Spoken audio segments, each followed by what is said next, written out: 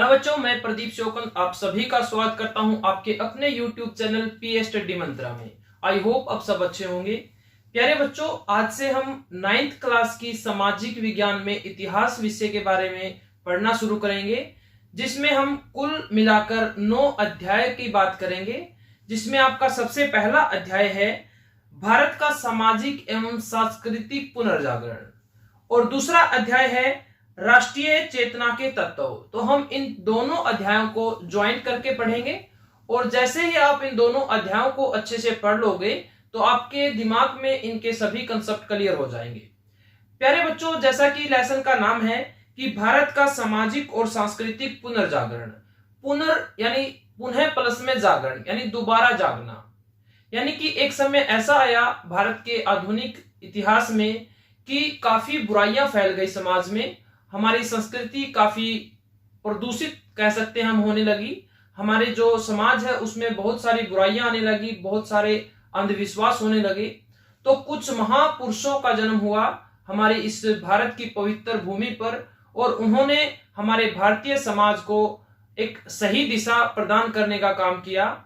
जिस प्रकार हमने 8वीं क्लास में 8वीं के इतिहास में बात की थी कि प्राचीन इतिहास में जब भारतीय समाज दूषित हो गया था, उसमें बहुत सारे अंधविश्वास आडंबर चले हुए थे, लोग एक दूसरे के दुश्मन बनने लगे थे, मानवता का अंत होने को था। तब कुछ महान संतों का भारत की पुण्य धरती पर जन्म हुआ और उन महान संतों ने भारत को सही दिशा प्रदान की। जिसमें आपने पढ़ा होगा कबीर के बारे में, रविदास, मीराबाई, चैतन्य महाप्रभु और इसके अलावा और बहुत सारे महान संतों के बारे में आपने बात की है। तो इस अध्याय में हम आधुनिक समय में जो समाज बुरी दशा में चल रहा था, तो उस समय जो महापुरुषों ने सही दिशा प्रदान की, उन महापुरुषों के बारे में बात करेंगे। तो चलिए आज से हम अपने पहले अध्याय के बारे में बात करते हैं, जिसका नाम है भारत का सामाजिक और सांस्कृतिक पुनर्जागरण। यानी भारत का जो समाज है और भारत की जो संस्कृति है उसको दोबारा जगाना है, उसका दोबारा जागरण करना है, उसको सही दिशा प्रदान करनी है। काफी इंटरेस्टिंग टॉपिक है और काफी कुछ आपको सीखने को मिलेगा। बहुत सारे महान पुरुषों के बारे में आप आज जानोगे। तो चलिए शुरू करते हैं। शुरू करने से पहले सबसे पहले इस क्लास को आप ज्यादा से ज्यादा शेयर कर दीजिए और लाइक कर दीजिए, और अभी आप पहली बार इस चैनल पर आए हैं तो सब्सक्राइब जरूर कर लें। तो चलिए शुरू करते हैं आज की हमारी क्लास। आओ सीखें। पिछली कक्षा में हम राष्ट्रीय और भक्ति आंदोलन का अध्ययन कर चुके हैं, जिसमें हमने जाना कि किस तरह से भक्त संतों ने भारतीय समाज में आई कुरीतियों को दूर कर भारतीय सभ्यता और संस्कृति की रक्षा की। प्रस्तुत अध्याय में हम भारत के सामाजिक सांस्कृतिक पुनर्जागरण का अध्ययन करते हुए यह जानने का प्रयत्न करेंगे कि भारत के सामाजिक एवं सांस्कृतिक पुनर्जागरण में किन संगठनों, संस्थाओं और आंदोलनों एवं महापुरुषों की भूमिका रही। तो हम शुरू करते हैं बात 19वीं शताब्दी से। बात करते हैं हम 19वीं शताब्दी से शुरू। तो 19वीं शताब्दी में भारत में सामाजिक, सांस्कृतिक, बौद्धिक आंदोलनों का उदय हुआ, विकास हुआ। इन आंदोलन की जो उत्पत्ति हुई थी, उनके कारण क्या थे? भारत में ब्रिटिश साम्राज्य के विस्तार के साथ औपनिवेशिक संस्कृति, विचारधारा, ईसाई मत के प्रचार प्रसार की प्रतिक्रिया शुरू हुआ। यानी कि जब भारत के अंदर 19वीं शताब्दी में अंग्रेजों का शासन चल रहा था, तो अंग्रेजों की सहायता से, अंग्रेजों की जो शासक थे उनकी हेल्प से, वहां के जो पादरी थे भारत की संस्कृति को बदलने का प्रयास कर रहे थे, जिसमें वो सबसे महत्वपूर्ण तरीके से, यानी महत्व था जो वो था धर्म का, सबसे ज्यादा महत्व था धर्म का। वो हिंदू धर्म को ईसाई धर्म में परिवर्तित करने का प्रयास कर रहे थे और बहुत सारे हमारे समाज, हमारे संस्कृति, हमारी सभ्यता के साथ छेड़खानी का प्रयास कर रहे थे। और उन्हीं से बचने के लिए कुछ महापुरुषों का जन्म हुआ और उन्होंने हमारे समाज को एक सही दिशा प्रदान की।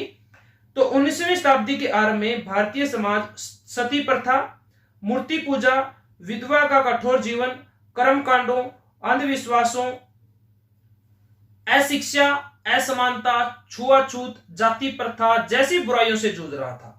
यानी कि हमारा समाज बिल्कुल गलत दिशा में चल रहा था। ब्रिटिश ईस्ट इंडिया कंपनी का सहयोग पाकर ईसाई मत प्रचारकों ने इसका लाभ उठाने का प्रयास किया और जोर शोर से ईसाईयत का प्रचार आरंभ कर दिया, जिसकी प्रतिक्रिया स्वरूप राजा राम मोहन राय, ईश्वर चंद्र विद्यासागर, स्वामी दयानंद, स्वामी विवेकानंद, ज्योतिबा फूले, महादेव गोविंद रानाडे जैसे महान समाज सुधारकों ने ब्रह्म समाज, आर्य समाज, प्रार्थना समाज, सत्य शोधक समाज, रामकृष्ण मिशन इत्यादि आंदोलन चलाए।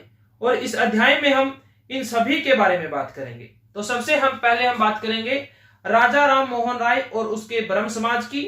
उसके बाद हम पढ़ेंगे प्रार्थना समाज, उसके बाद स्वामी दयानंद एवं उनके आर्य समाज, उसके बाद स्वामी विवेकानंद और रामकृष्ण मिशन, उसके बाद हम पढ़ेंगे सांस्कृतिक राष्ट्रीयता एवं महर्षि अरविंद एवं डॉक्टर हेडगेवार, और अंतिम रूप से हम पढ़ेंगे जाति प्रथा और विरोध तथा अछूतोद्धार आंदोलन।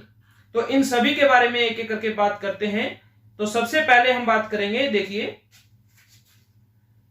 तो उन्होंने इन आंदोलनों के माध्यम से 19वीं शताब्दी में भारतीय समाज में सुधार के लिए आवाज उठाई। यानी सती प्रथा, विधवा का जीवन काफी कठोर हो गया था, इन सभी बुराइयों को खत्म करने के लिए इन्होंने आंदोलन चलाए, लोगों को शिक्षित करने का प्रयास किया, उनमें भाईचारे की भावना उत्पन्न करने का प्रयास किया, उनमें समानता का भाव विकसित करने का प्रयास किया। तो उन्होंने समाज में व्याप्त जो बुराइयां थी को दूर कर आत्मविश्वास को जागृत करके भारत के सामाजिक और सांस्कृतिक पुनर्जागरण में मुख्य भूमिका निभाई। इसी आवाज को 20वीं शताब्दी में महर्षि अरविंद, डॉक्टर हेडगेवार ने सांस्कृतिक राष्ट्रीयता के माध्यम से, नारायण गुरु, डॉक्टर अंबेडकर ने वंचित जातियों के उद्धार आंदोलन द्वारा तीव्र धार देकर समाज में समरसता, एकता, राष्ट्रीयता और समानता के पथ पर अग्रसर किया। ये आंदोलन केवल धार्मिक ही नहीं थे, अपितु इनकी प्रवृत्ति सामाजिक भी थी तथा इनकी अंतःप्रेरणा में मानवता भी थी। इन आंदोलनों ने भारत रूपी प्राचीन सांस्कृतिक राष्ट्र के सामाजिक, सांस्कृतिक, बौद्धिक जागरण में मुख्य योगदान दिया। इन आंदोलनों से जुड़े महापुरुषों के विचार, कार्यों, सुधारों से भारत दासता की आत्महीनता को त्याग पुनः आत्मसम्मान और स्वाभिमान की अंगड़ाई लेकर उठ खड़ा हुआ। ये आंदोलन भारत में आधुनिकता, राष्ट्रीयता, समरसता और जन जागरण के पोषक थे। तो इन्हीं के बारे में हम बात करेंगे और सबसे पहले हम बात करेंगे राजा राम मोहन राय और उनके द्वारा स्थापित ब्रह्म समाज। तो राजा राम मोहन राय के बारे में आपने पहले भी काफी सुना होगा। तो राजा राम मोहन राय थे, तो उनका जन्म राधानगर, पश्चिम बंगाल में राधानगर है, जहां पर इनका जन्म 22 मई 1772 में 22 मई 1772 में राधानगर, पश्चिम बंगाल में हुआ। और इनकी मृत्यु की अगर बात करें तो इनकी मृत्यु हुई 27 सितंबर 1883 में। तो यहां नोट कर लीजिए यहां अपनी बुक पुस्तक पर। चलिए राजा राम मोहन राय के बारे में पढ़ना शुरू करते हैं। राजा राम मोहन राय ने 20 अगस्त 1828 को, अंडरलाइन करते चलना, जब भी मैं कहूं अंडरलाइन तो उस शब्द को आप अंडरलाइन कर लेना, वो काफी महत्वपूर्ण होंगे और आपको काफी काम भी आएंगे। तो 1828 को अपने विचारों के प्रचार प्रसार के लिए ब्रह्म समाज की स्थापना की। तो क्वेश्चन बनेगा कि ब्रह्म समाज की स्थापना कब और किसने की? तो राजा राम मोहन राय ने ब्रह्म समाज की स्थापना 1828 में की। ब्रह्म समाज के विचारों ने आधुनिक भारतीय समाज में एक क्रांति पैदा की। राजा राम मोहन राय को आधुनिक भारतीय राजनीतिक व सामाजिक सुधार का अग्रदूत कहा जाता है। तो इसको भी अंडरलाइन कीजिए। क्या? भारतीय राजनीतिक और सामाजिक सुधार का अग्रदूत किसे कहा जाता है? राजा राम मोहन राय को। ब्रह्म समाज की स्थापना किसने की? राजा राम मोहन राय ने। कब की? 20 अगस्त 1828 को। उसके बाद उन्होंने भारतीय समाज को अंधविश्वास, रूढ़िवादिता से मुक्त करवाने का कार्य किया। उनके विचार अपने युग के संदर्भ में प्रगतिशील ही नहीं अपितु क्रांतिकारी भी थे। राजा राम मोहन राय और उनके ब्रह्म समाज आंदोलन का योगदान का विवरण निम्न प्रकार से है कि किस प्रकार राजा राम मोहन राय ने और ब्रह्म समाज ने हमारे समाज को सुधारने में काम किया। तो एक एक करके हम इन सभी बिंदुओं के बारे में बात करेंगे। सबसे पहले सती प्रथा का उन्मूलन, यानी कि सती प्रथा थी जो हमारे यहाँ पर, यानी कि किसी औरत का अगर पति मर जाता तो उसको भी साथ में जिंदा जला दिया जाता। तो ऐसी बुराइयां हमारे समाज में थी, ऐसी बुरी प्रथाएं हमारे समाज में थी। तो इसको खत्म करने में राजा राम मोहन राय की अहम भूमिका थी। तो सती प्रथा के बारे में हम पढ़ेंगे। उसके बाद नारी की दशा में सुधार, जो सुधार करवाए उनके बारे में, जाति प्रथा का जो राजा राम मोहन राय ने विरोध किया उसके बारे में पढ़ेंगे। उसके बाद समाचार पत्रों का प्रकाशन, कौन कौन से समाचार पत्र राजा राम मोहन राय ने निकाले उसके बारे में बात करेंगे। फिर हम पढ़ेंगे व्यक्ति की स्वतंत्रता तथा अधिकारों के प्रबल समर्थक थे ये, अंग्रेजी शिक्षा पर इन्होंने बल दिया, मानवता और विश्व बंधुताओं की भावना इनके अंदर थी। तो इसके बारे में हम एक एक करके बात शुरू करते हैं। तो सबसे पहले है सती प्रथा। देखिए सती प्रथा, जैसा कि मैंने बताया कि अगर किसी औरत का पति मर जाता तो उसके पति के चिता के साथ ही उसको जिंदा जला दिया जाता था। तो ऐसी बुरी प्रथा थी हमारे समाज में। समाज में फैली सती प्रथा जैसी कुप्रथा का विरोध करने वाले प्रथम भारतीय थे राजा राम मोहन राय। उन्होंने कहा कि किसी भी शास्त्र के अनुसार यह हत्या ही है। उन्होंने समझाया लोगों को कि जिसको आप अपना रीति रिवाज बता रहे हो, जिसको आप आपका संस्कृति, अपना कल्चर बता रहे हो, वो एक हत्या है। वो क्या है? एक हत्या है। वो निरपराध एक औरत की, जिसने कोई गुनाह नहीं किया, जिसको आप जिंदा जला रहे हो, ये आप पाप कर रहे हो, आप हत्या के समान है ये, और आप इसके अनुसार दंड के भागी भी हैं। उनका मानना था कि सती प्रथा या सहमरण यानी साथ में मरना का उल्लेख किसी भी शास्त्र में नहीं है। भारत के किसी भी शास्त्र में, वेद, पुराण, ब्राह्मण, आरण्य, कहीं पर भी ऐसा कोई वर्णन नहीं है कि सती प्रथा का वर्णन नहीं है, कि ऐसी कोई प्रथा नहीं है जिसमें एक पति के मर जाने पर उसकी पत्नी को जिंदा जला दिया जाए। उन्होंने सती प्रथा का इतना उग्र विरोध किया कि लॉर्ड विलियम बेंटिंग को एक आज्ञा पत्र जारी कर 1829 में सती प्रथा को बंद करना पड़ा। तो अंडरलाइन कर लीजिए, विलियम बेंटिंग ने 1829 में सती प्रथा पर रोक लगा दी थी। यानी भारत के अंदर सती प्रथा का अंत कब हुआ? तो 1829 ईस्वी में। किसके द्वारा? लॉर्ड विलियम बेंटिंग थे जो अंग्रेज अधिकारी। और किनके प्रयासों से यह बंद हुआ? राजा राम मोहन राय। तो राजा राम मोहन राय ने 1828 में ब्रह्म समाज की स्थापना की और सती प्रथा को 1829 में उन्होंने बैन करवाया। यानी कि अगले ही साल सती प्रथा क्या होगी? बंद हो गई। और राजा राम मोहन राय को इन्हीं कार्यों की वजह से राजनीतिक और सामाजिक सुधार का अग्रदूत कहा जाता है। उसके बाद हम बात करते हैं नारी की दशा में सुधार। राजा राम मोहन राय आधुनिक भारत में नारी की स्वतंत्रता के अग्रदूत थे। तो नारी की स्वतंत्रता के अग्रदूत भी किसे कहा गया? राजा राम मोहन राय। उस समय स्त्रियों के व्यक्तिगत और सामाजिक दोनों ही स्थितियां बड़ी दयनीय थी। उन्होंने नारी पर किए जाने वाले अन्याय और अत्याचार का विरोध किया और नारी स्वतंत्रता, नारी अधिकार, नारी शिक्षा पर बल दिया। राजा राम मोहन राय चाहते थे कि बाल विधवाएं पुनर्विवाह करें। यानी कि पहले छोटी सी उम्र में बच्चियों का विवाह कर दिया जाता था और कई बार ऐसा दुर्घटना हो जाती थी कि वो बचपन में ही विधवा हो जाती थी। तो राजा राम मोहन राय ने प्रयास किया कि उनका दोबारा विवाह हो, यानी विधवा पुनर्विवाह करें।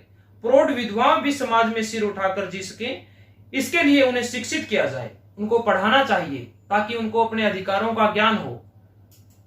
उन्होंने स्त्री पुरुष के अधिकारों में समानता पर बल दिया। यानी कि उन्होंने बताया समाज को कि स्त्री पुरुष दोनों ही समान हैं और इनके दोनों समान अधिकार होने चाहिए। उसके बाद जाति प्रथा का विरोध।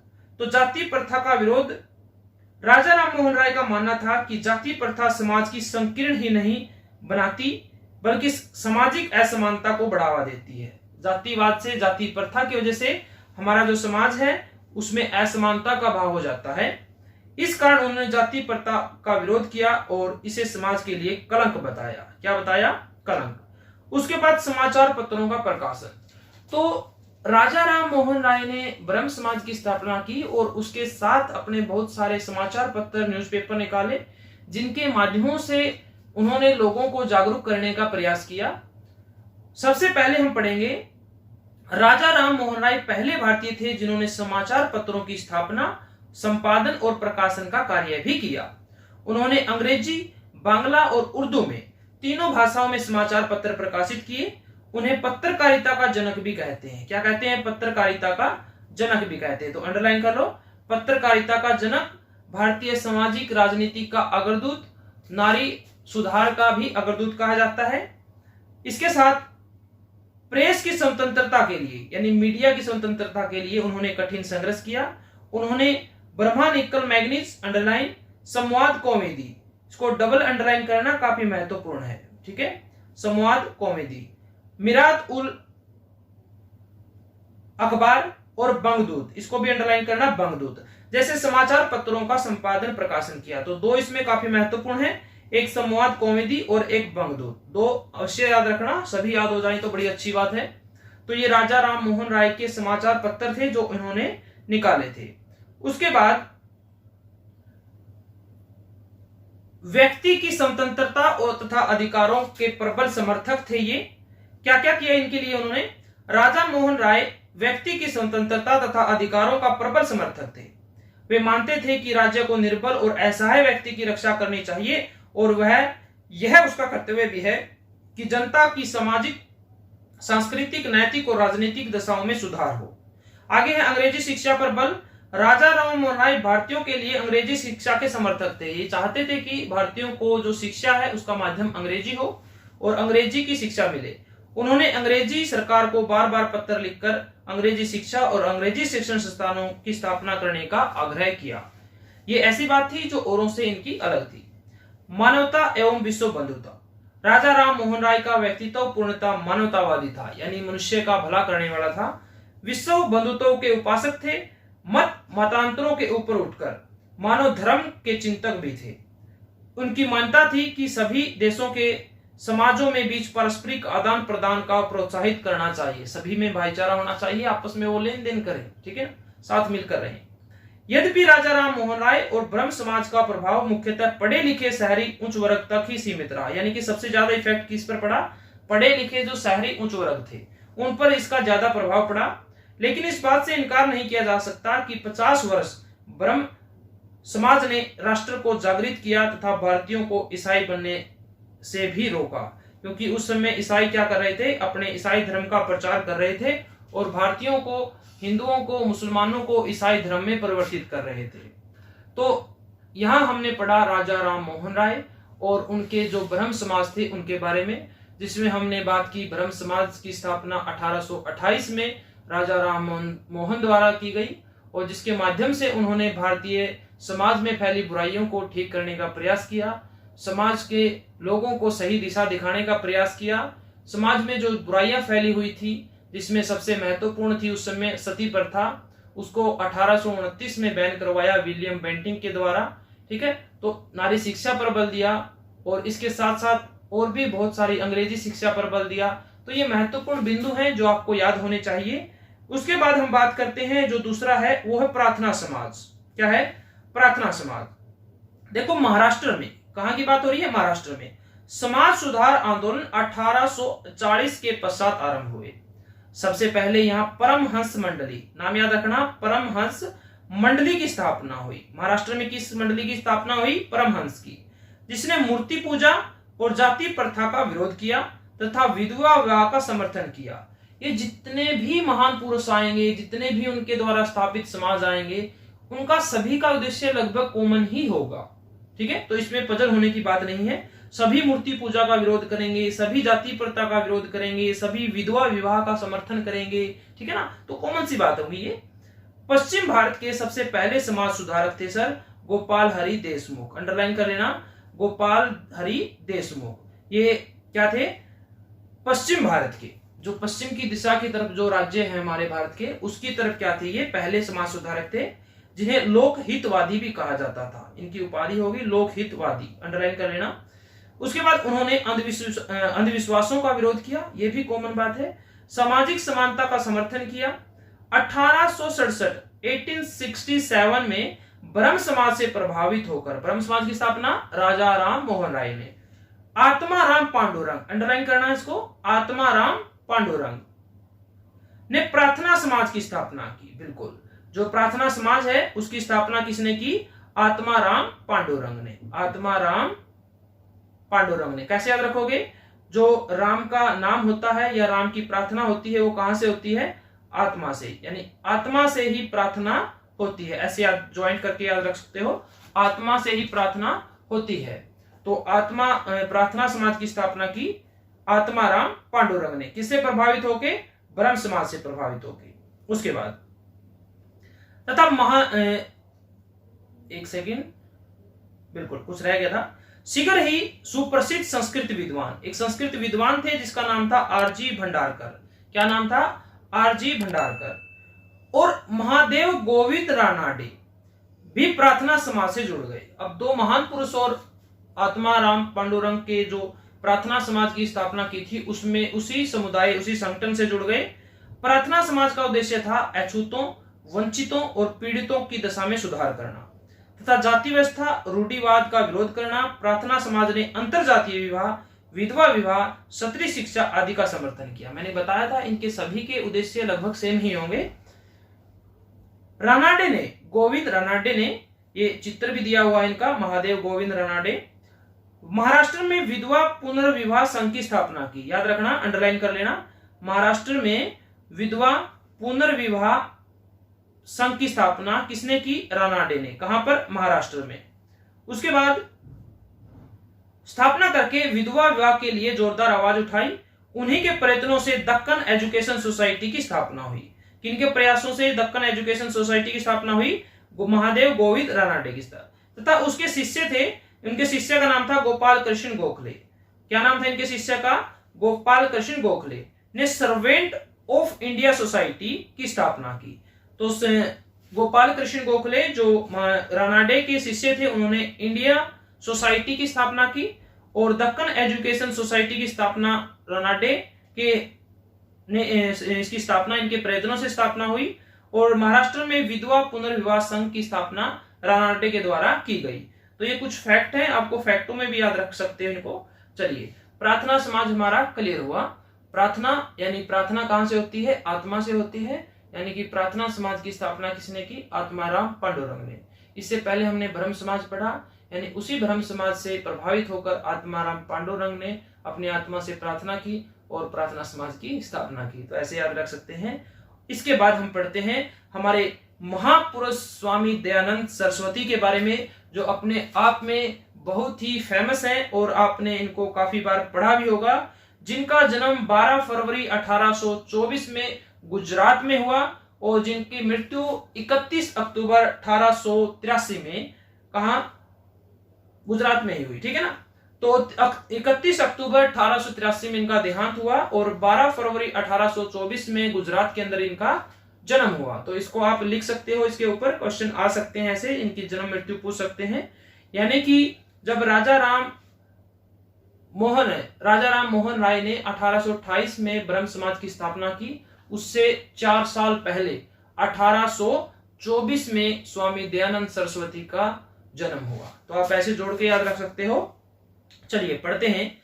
आर्य समाज की स्थापना दयानंद सरस्वती ने की। किसने की? दयानंद सरस्वती ने। कब? 1875 में। 1875 में। ठीक है ना? उसके बाद मुंबई में। कहा? मुंबई में। यानी कि दयानंद सरस्वती ने आर्य समाज की स्थापना 1875 में मुंबई में की। कहां पर? मुंबई में। अपने गुरु विरजानंद, गुरु कौन थे इनके? विरजानंद, अंडरलाइन, की प्रेरणा से की। आर्य समाज की स्थापना दयानंद सरस्वती ने 1875 में मुंबई में, और गुरु का नाम विरजानंद। उन्होंने अपने गुरु से शिक्षा प्राप्त कर समाज का सुधार हेतु कार्य प्रारंभ किया। उन्होंने अंधविश्वासों व कर्म कांडों का विरोध किया और हरिद्वार में पाखंड खंडीनी पताका, क्या?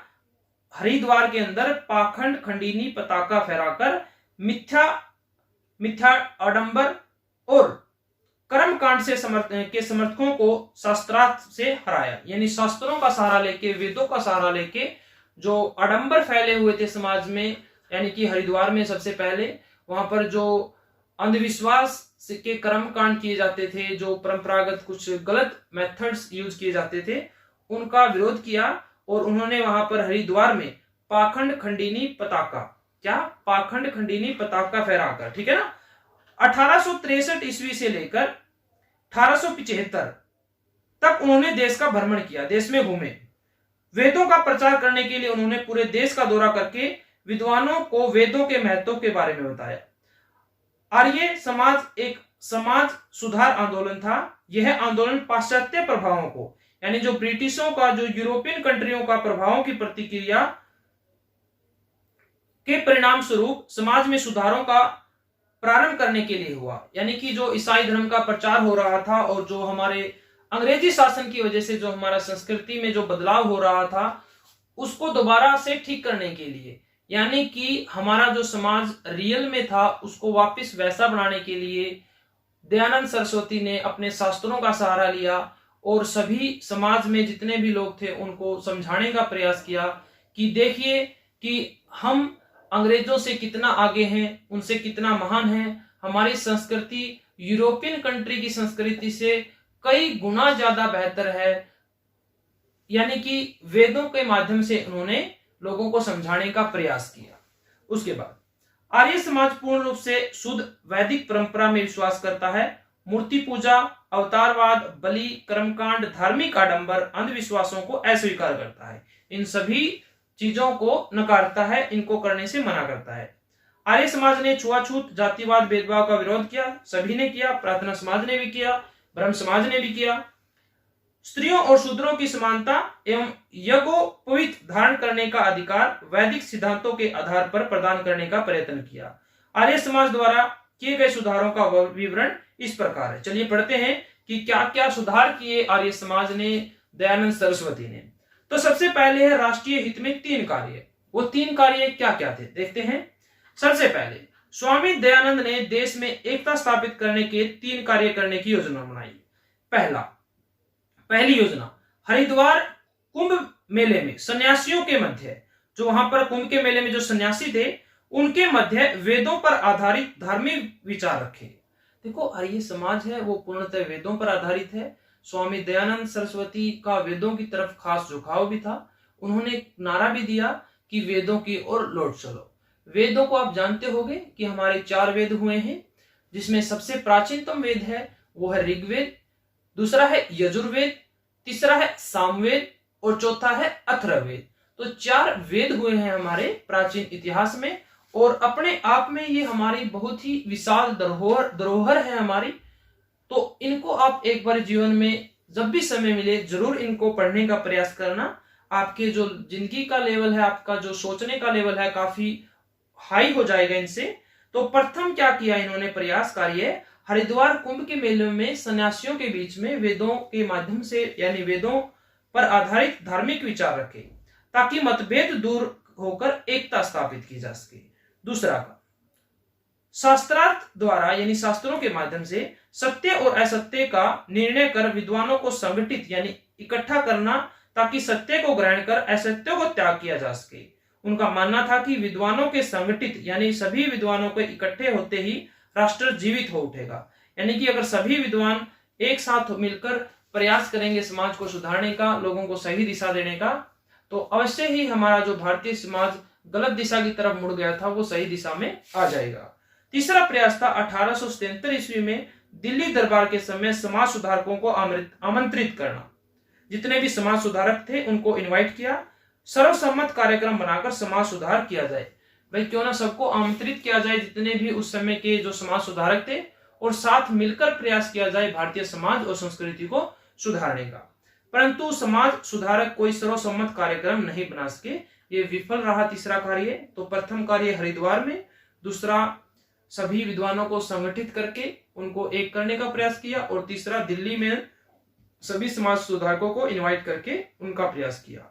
इसके साथ ही आप पढ़ना, हरियाणा में आर्य समाज की स्थापना थी। जो हरियाणा में आर्य समाज की स्थापना सबसे पहले रेवाड़ी में हुई। कहां पर हुई? रेवाड़ी जिले में हुई।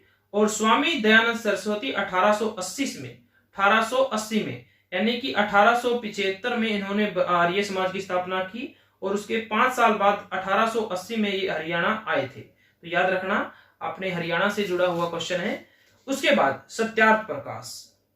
देखो आर्य समाज का मूल ग्रंथ ही क्या है? सत्यार्थ प्रकाश। आपने देखा भी होगा, शायद कुछ बच्चों ने पढ़ा भी होगा। नहीं पढ़ा है तो आप इसको पढ़ सकते हैं। इसमें आप वेदों के द्वारा जो मुख्य मुख्य बातें हैं उन सभी का संकलन इस पुस्तक में मिलेगा।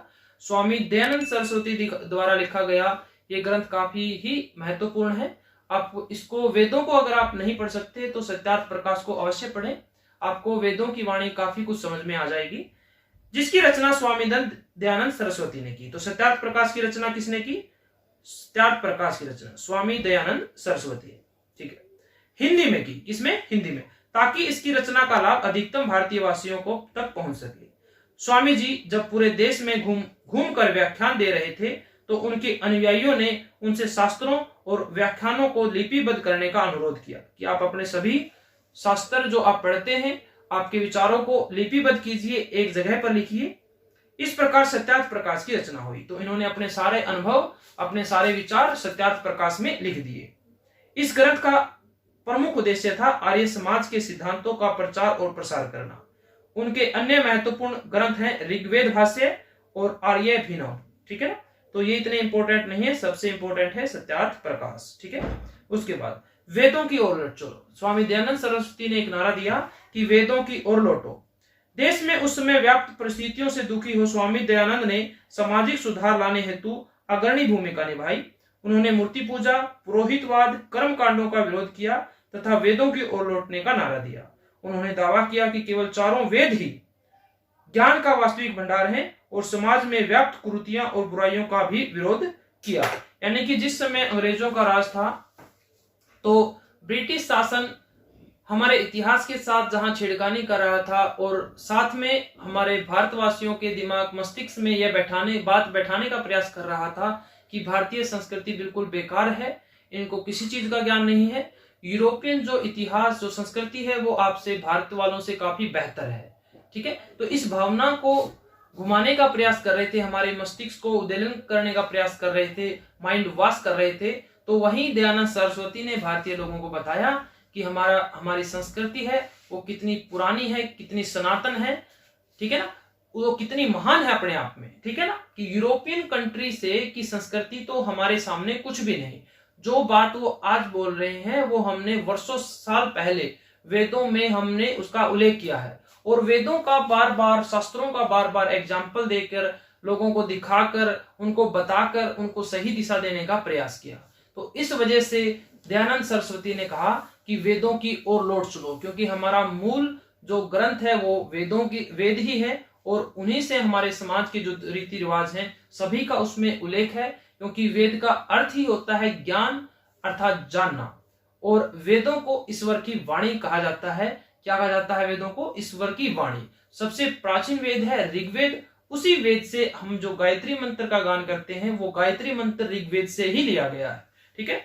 चलिए थोड़ा सा और बचता है, उसके बारे में बात करते हैं। पहले देखिए शुद्धि आंदोलन। शुद्धि आंदोलन यानी कि जो ईसाई पादरी थे वो ईसाई धर्म का प्रचार कर रहे थे और हमारे भारतीय हिंदुओं को, मुस्लिम भाइयों को ईसाई धर्म में चेंज कर रहे थे, परिवर्तित कर रहे थे। तो वहीं दयानंद सरस्वती ने उनका दोबारा शुद्धिकरण करके दोबारा ईसाई से दोबारा हिंदू या मुस्लिम जो मूल धर्म था उसमें बदलने का प्रयास किया। देखिए हिंदू धर्म की श्रेष्ठता पर बल देते हुए आर्य समाजियों ने शुद्धि आंदोलन प्रारंभ किया, जिसका मूल उद्देश्य था हिंदू धर्म में अन्य धर्मों में गए लोगों को वापस हिंदू धर्म में लाना। यानी कि पहले हिंदू था, फिर ईसाई में बदल गया, अब ईसाई से वापस उसके हिंदू धर्म में लेके आना। यह आंदोलन प्रभावी रहा और इसी वजह से धर्मांतरण बंद हो गया। यानी जो धर्म बदलने का जो कार्यक्रम चल रहा था वो बंद हो गया। शुद्धि आंदोलन ने धर्मांतर करने वालों को कड़ी चुनौती दी। उसके बाद वर्ण भेद का विरोध। उन्होंने सदैव कहा कि शास्त्रों में वर्ण भेद शब्द नहीं है बल्कि वर्ण अवस्था है। बिल्कुल ये समझने की बात है। देखो जो आप आज जाति प्रथा देख रहे हो, वेदों में इसका बिल्कुल भी उल्लेख नहीं है। जो वेदों के अनुसार अगर मैं बात कहूं तो पहले वर्ण अवस्था थी जो कर्म के आधार पर थी, और कर्म के आधार पर 4 वर्ण थे। सबसे पहले ब्राह्मण, उसके बाद क्षत्रिय, उसके बाद वैश्य और शूद्र। ये सभी कर्मों के आधार पर थे। यानी कि जो व्यक्ति जैसा कर्म यानी काम करता उसकी जाति वही होती थी।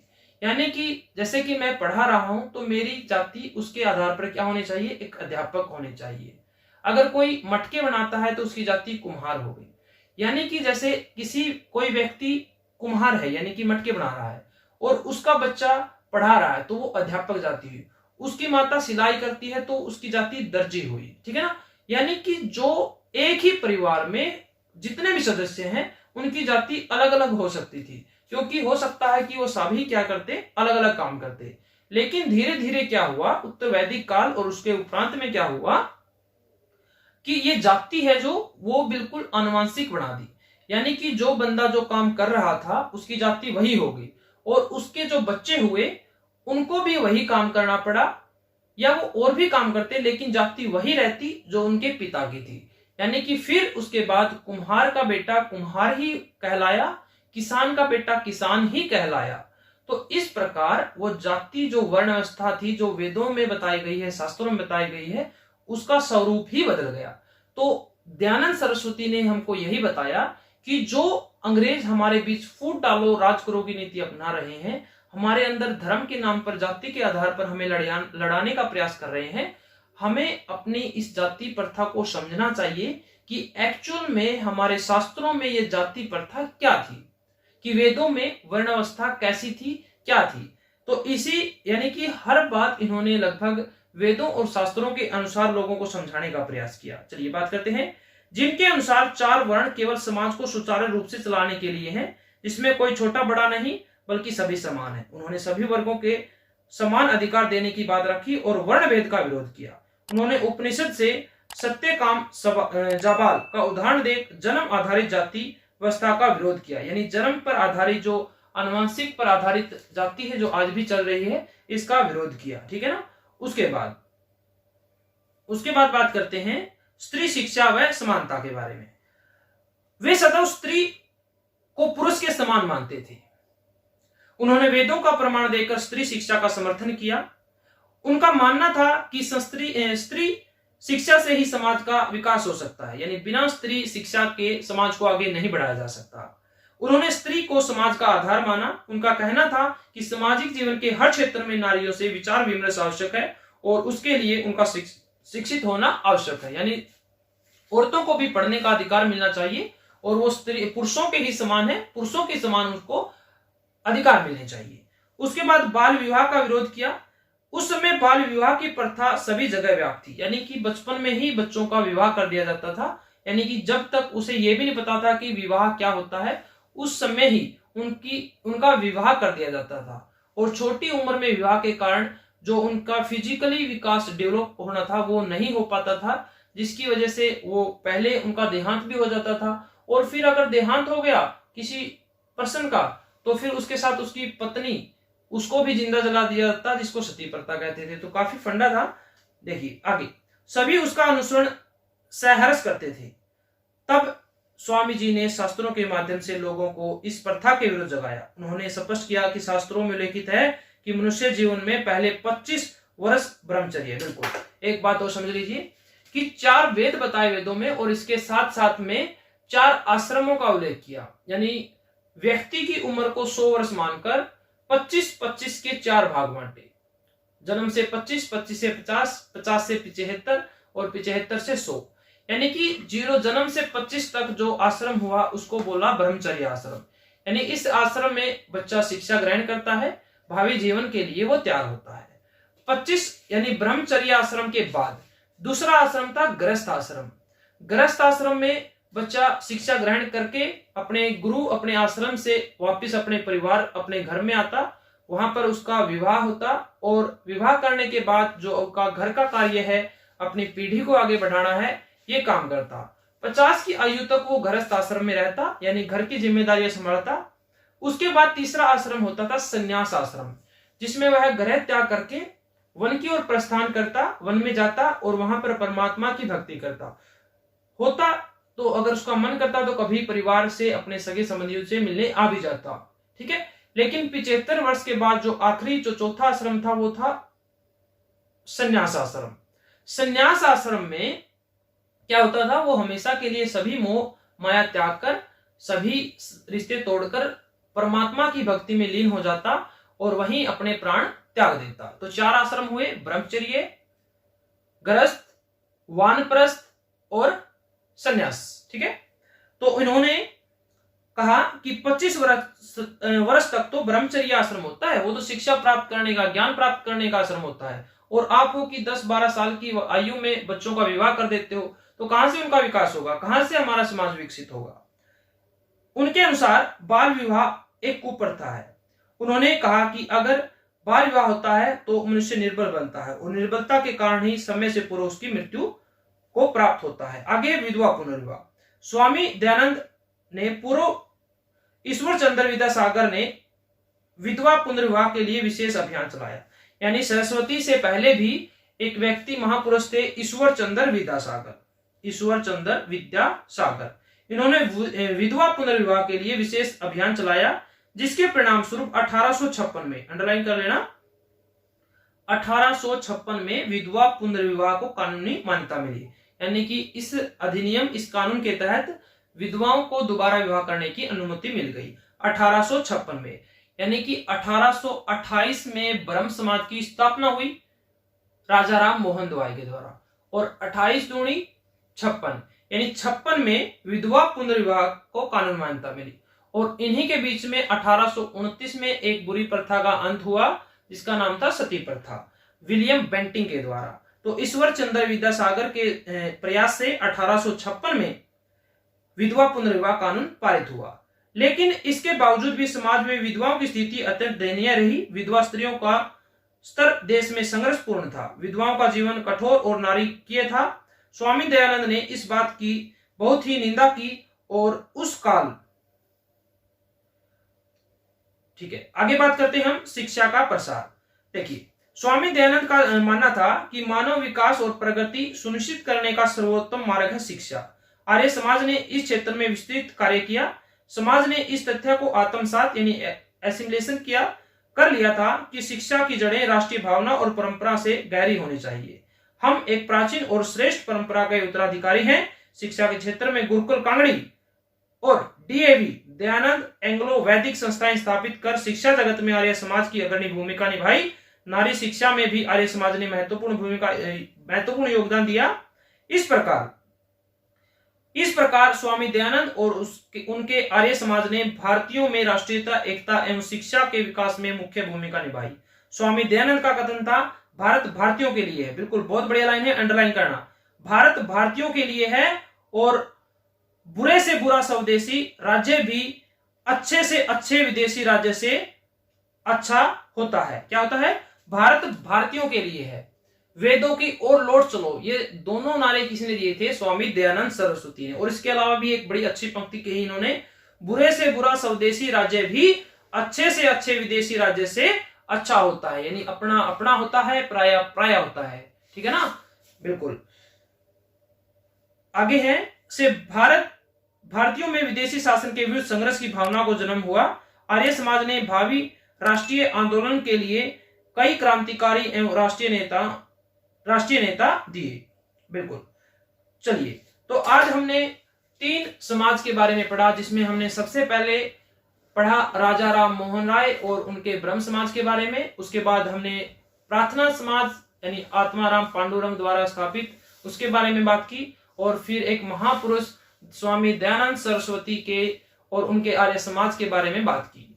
तो आगे हम फिर अन्य महापुरुषों के बारे में बात करेंगे। तब तक आप अपनी बुक से इनको अच्छे से रीड कीजिए और जो अंडरलाइन करवाए हैं उनको याद करने का प्रयास कीजिए। चलिए, अगली क्लास में हम आगे बात करेंगे। तो तब तक के लिए thank you, have a nice day, take care.